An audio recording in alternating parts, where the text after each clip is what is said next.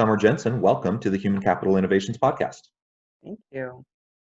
I'm super excited to have this conversation. It's been fun getting to know you a little bit in recent months and just in our pre-conversation, the pre-interview today, talking about some of the crazy weather we've been having in Utah, with hurricane level winds knocking down trees. It's pretty crazy stuff, but it's interesting. And neither of us have really been affected, but we have friends and family who have been. So interesting times indeed. 2020 has really been throwing a lot at us. Yeah. So, I'm wondering what October is going to bring. It seems like every month there's something new. It really does. It really does. And I with the weather lately, you never know. It seems like you turn around and there's a new fire somewhere starting. Yep, for sure. Hopefully the weather today at least has helped put out some of those fires across the western half of the United States. Yes, I hope so.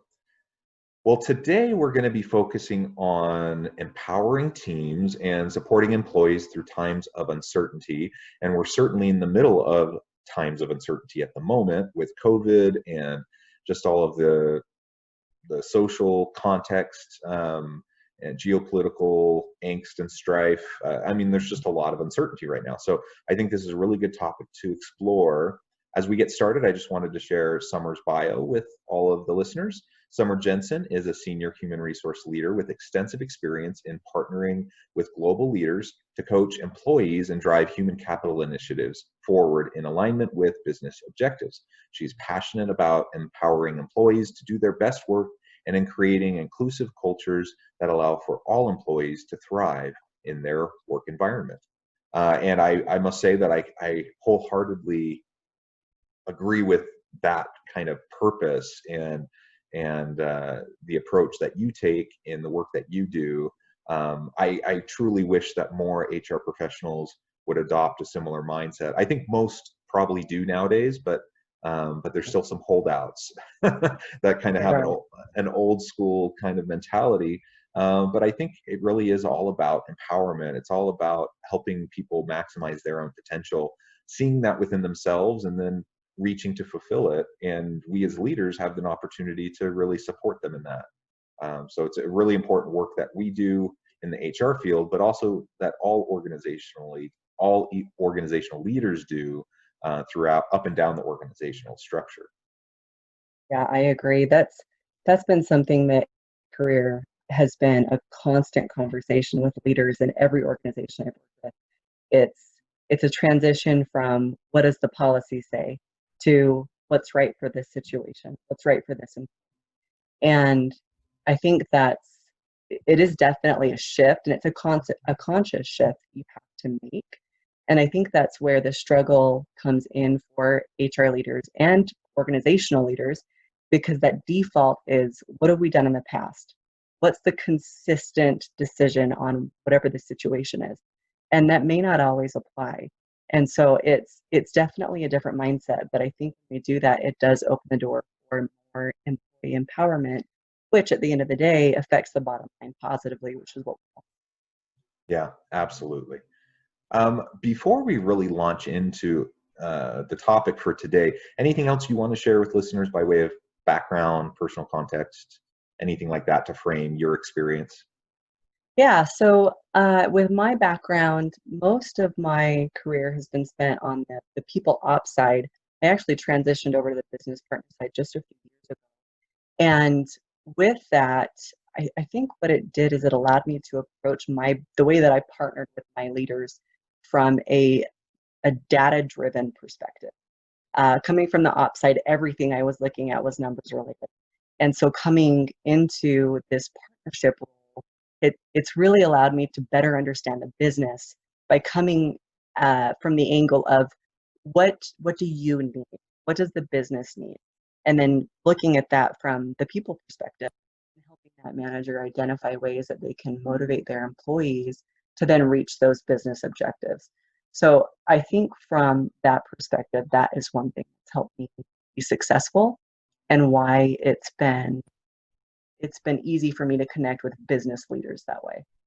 Yeah, well, that's really good, and I think it's this constant tension that we have in the HR space and organizational leadership space about data-driven decision making, and understanding metrics and assessment, and how that should inform our interactions with our people, and trying to help the organization succeed, balancing that with the people side, with the human side, and recognizing too that sometimes when we're in those meetings, some people are very analytical and data driven in their mindset, and so when you're in a meeting with those types of individuals, you absolutely want to have your ducks in a row and have the data to support what you're saying, what you're arguing, or what you're trying to get support for. But there's lots of people, and I think most people actually, that don't connect as easily or readily with the data alone. The data is important, but they really need some sort of an emotional hook, an emotional tie-in, and a connection to that human element, for them to really get energized around a new idea or change initiative, or whatever the case may be. And so marrying the two together, having the ability to Yep. speak to the analytical mind, speak to the human component as well, can really help us drive success. And you have a very cute dog, by the way. Thank you. She's going to come cuddle and listen. Excellent. Yeah, I agree. I think what happens, especially when it comes to just pushing the video, I think what happens is that people get so focused on the data and they forget that there has to be a story. We have to be able to explain what does this number mean? How does it affect the business? Why is it important for us to address it? And then that will help drive that human component. And then you capture kind of both ends of the spectrum as far as how people connect, whether they're analytical and they get the numbers and they can get on board just by seeing those numbers. But truly that story will help drive that emotional connection, which at the end of the day, we're all people and we've got that need. We want to connect. So that's where that story piece really comes in. And I think that is where success really starts to happen. State stuff. Yeah, I think so too.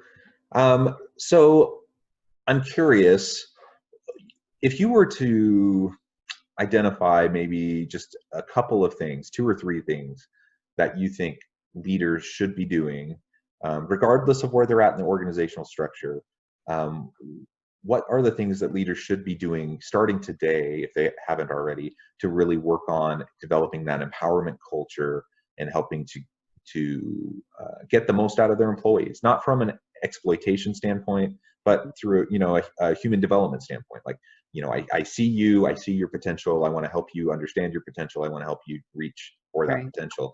How do we create that kind of a culture?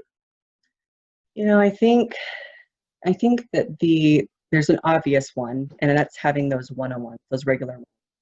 I think that's often overlooked, and you assume that you know what's going on with all of your employees. You're seeing the projects that are being completed or projects that are lagging, but without having those regular connection pieces to really sit down, have uninterrupted 30 minutes, an hour, whatever works, sitting down with those employees and truly understanding what their pain points are, what are the areas where they're struggling and they need your support. If you're not doing that, you don't understand the areas that you can go in and really help this employee feel supported, but also help them be successful. And that leads into the second piece, which I think is probably one of the most overlooked qualities that a leader needs to have, and that's managerial courage. Because when you're having those conversations, or when you're just checking in with your teams, you're bound to have uncomfortable conversations, right? You're creating an environment where an employee can bring a concern to you. And as a leader, you're not always going to be comfortable with what that concern is, or kind of what the following steps may be. If you have an employee who brings a situation to you that they need your support on, and that requires you pushing back on your manager or their manager, that puts you in an uncomfortable situation at times. And managers really need to have that courage to be able to have those vulnerable conversations, whether it's with their teams or their management, so that they can really help both sides of the they can be successful and drive the business forward. I think that the third thing that I would recommend for leaders is really understanding how your team is motivated. And, through learning, through your own personal development as a leader, you're going to identify the ways that you can become a better leader. But really, at the end of the day, if you're not spending time with each of your individually and learning about what motivates them and what makes them feel empowered, you're going to miss the mark. Even within my own team, I have a couple of employees that respond really well to very direct feedback, and they appreciate that. They want that. I have other people on my team where that doesn't work, and it's a more collaborative effort. So by understanding how each person is motivated, you can really start to support them on a level that they wouldn't get otherwise. Yeah, those are great tips, great insights. I think, you know, we do often overlook the simple but true principle of just developing relationships with our Yeah, people. And so, it really isn't complicated. And relationships are complicated, but the elements that you were just describing aren't complicated. Like just making sure you have regular check-ins with your people, making sure that you understand and know the needs of your people, and that can only happen as you're having conversations with them on a regular yeah, basis. You can't rely on gossip or rumor, and you need to, especially if there's a tension or there's some sort of an issue that needs to be addressed. You have to talk to the people that are involved just so you can understand all the sides to the story and be able to respond appropriately and effectively. And so just making sure that you have those regular touch points, and it doesn't need to be very long. It's not like you need to be spending the majority of your time meeting in these one-on-ones. yeah, Leaders are incredibly busy. You have all sorts of pressures on you and on your time, but the small commitment towards these one-on-ones will pay huge dividends down the line and make your job easier, not harder, yeah, if you just invest up front. And yeah, it seems to me like my experience in working with people where they aren't doing that, they don't seem to really have the pulse of their people. They're not doing one-on-ones. They don't really understand what's happening, and almost always they make a comment about how they're just so busy, they don't have the time. They're constantly putting out fires. And my response to that is, well, I think you need to shift your frame, and change the way you're approaching things, and a little bit of concerted effort up front to lay the foundation will allow you to be better prepared to respond to real fires and real crises when they arise. But it'll also help you, because you have the relationships that are developing, to respond to the everyday types of challenges that you face without going into crisis mode, as some tend to do. yeah, I agree. And I think that that ties in nicely with the training of employees and mentoring too, because if you're having regular one-on-ones and if you're putting the time in up front to train your employees on a new process or a new whatever it is regarding a project, by spending that time up front, you open up your time later. And it's interesting how they all of the leadership concepts kind of tie in together, that by spending time with your employees consistently up front, it will pay dividends. It will allow for you to spend your time on more strategic initiatives. It will allow you to spend more time with leaders and creating those changes for your team.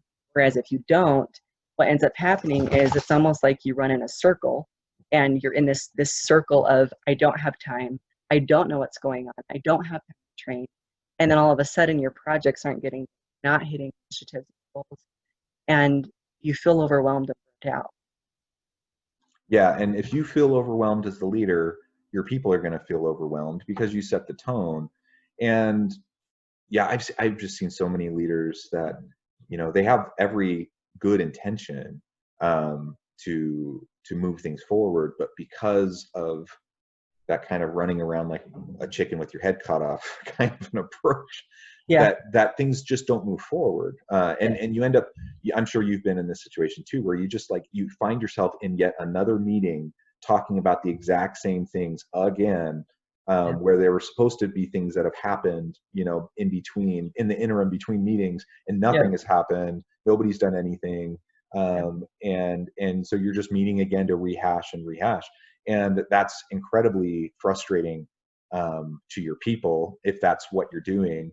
And it's demoralizing. And so, you know, and it's not intentional. I don't think any leader would intentionally do that. But everyone has bandwidth issues. You know, you can only do so much Mhm. before things start to fall through the cracks, before you just don't have time. And if you're constantly trying to just put out fires alone and not being proactive in your approach, then it's going to cause some problems. So know your people, work with your people, collaborate with your people so that they can contribute back and help. Everyone can collectively help move things forward. Yep. Yeah. Agree. So let's transition now towards supporting our people through times of uncertainty. So if we have an empowerment mindset, we are trying to help our teams be successful collectively. We want to provide the resources. We want to understand the pain points. We want to help people understand and maximize and fulfill their potential. That's all well and good when things are going smoothly, when things are going, you know, predictably.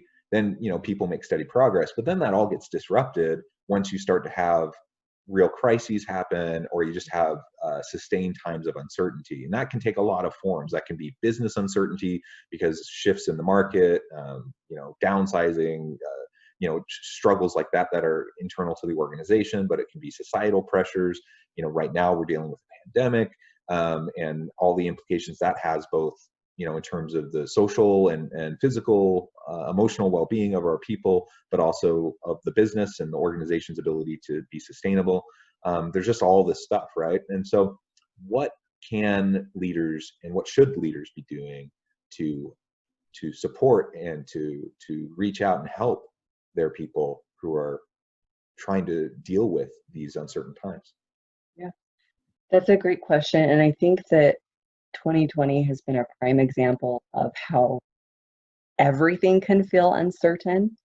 And, you know, I think right now people are struggling as a whole. They're struggling with feeling motivated at work. They're struggling with feeling like they are accepted at work. They're feeling tired. And I think that the best way that managers can support their employees through times of uncertainty is, it's very similar to the same way that you would empower your teams. Uh, Having regular check-ins, reaching out to your employees to see how they're doing. Are they doing okay? Do they feel burnt out? Are they feeling emotionally spent from everything that's going on? And I think by doing that, it requires that managerial courage, because there may be uncomfortable conversations that come up. And by understanding your employees and then really focusing on, how can I as a human being support this other human through this? And, you know, I think it's difficult because I don't have the answer per se. I think it's listening to your employees and then individually helping them to succeed. You know, it may require time off or flexibility or supporting them through utilization of the EAP. If your company has ERGs, connecting them with their appropriate ERG. And it's such a unique situation to the employee. So I think it really comes down to listening and then being prepared to support that employee depending on what that need is. Yeah, and I think connected with everything you just said, it's important to, you know, just show compassion Yeah. and empathy and be human yourself in your Yeah. response to your employees' struggles. Yeah. Uh, you know, right now, just because your employee may still have a job and, still it has their financial needs taken care of. They may have a spouse or a partner who has lost a job, or they may have extended family that have lost jobs. They may have people moving in with them. They may have kids in school, like doing online stuff at home while they're trying to work from home. There could be, the social isolation takes a toll in terms of emotional, psychological health. And so, there could be all these different things playing into it. And leaders aren't immune from that either, by the way. So leaders, you need to make sure you are taking care of yourself and practicing self-care. But even if you feel fine, recognizing that, just because you are handling things okay doesn't mean that your people, have everything in place to be able to handle all the struggles, particularly when it's sustained time of uncertainty like we're dealing with right now. Initially, people hoped and thought that maybe this would just be a couple months, and it's been going on for 6+ months and really no particular end in sight. It could continue for a long time, and so just like you said, having those dialogues, but approaching them, with compassion, and being with your team member to have a real human discussion with them is really, really key. I want everyone who's listening to really think carefully about what you would want, what you would need if and when you're struggling. And then, that doesn't necessarily mean that translates directly over to your people and exactly what they need, but it will help you be in a frame of mind of empathy and support. It'll help you be in a frame of mind of helping them in a way that will be needed and beneficial to them. And then recognizing that we need to tailor our approaches to each individual employee. So just because one approach works for one team member, that doesn't mean the exact same approach will work for someone else. They may be dealing with completely different things. But as we strive to provide that support, to be understanding, to empower our people, and to reach out and to uplift them, then we will have the chance to make a real difference in their lives, help them to be successful, and engender loyalty and commitment from our people, because they will remember how you treat them. They will understand that they matter to the organization. We're about out of time now, but I did want to make sure that I give you the last word, and that you have the opportunity to share with listeners how they can get in touch with you, get connected, and find out more about what you're doing, and perhaps reach out to you if they need help or support. Yeah, absolutely. So I think for our topic today, I think what I would say for leaders or for HR professionals that are listening, it really comes down to getting to know your employees. If you're a business partner, spend time with your business leaders, understand the needs of their teams, understand where the pain points are when it comes to empowering their employees or supporting them through times of uncertainty. And as a leader, spend time with your employees and really listen, because right now more than ever, employees are feeling vulnerable. They're feeling uncertain. They're feeling unsettled. And by listening to them, you can really start to show that support and start to build really strong relationships with your teams just by listening and supporting. As far as connecting, I'm happy to connect with anyone that has questions. You can find me on LinkedIn, Summer Jensen, and we're working on a few things right now as a company. We've got a couple of things going on with the SHRM College Relations Committee. So there's a lot of fun things that I've been able to be a part of right now, and happy to connect with anyone that has additional questions. Excellent. Thank you, Summer. It's been a real pleasure talking with you today and exploring these topics together. I know you have such an incredible background and richness of experience. I appreciate the insights you've provided. And I would encourage listeners to reach out to Summer, get connected, find out more about what she can do for you. And I hope everyone stays healthy and safe, that you can all find meaning and purpose at work each and every day. And I hope everyone has a great week. Thank you. Thanks, John.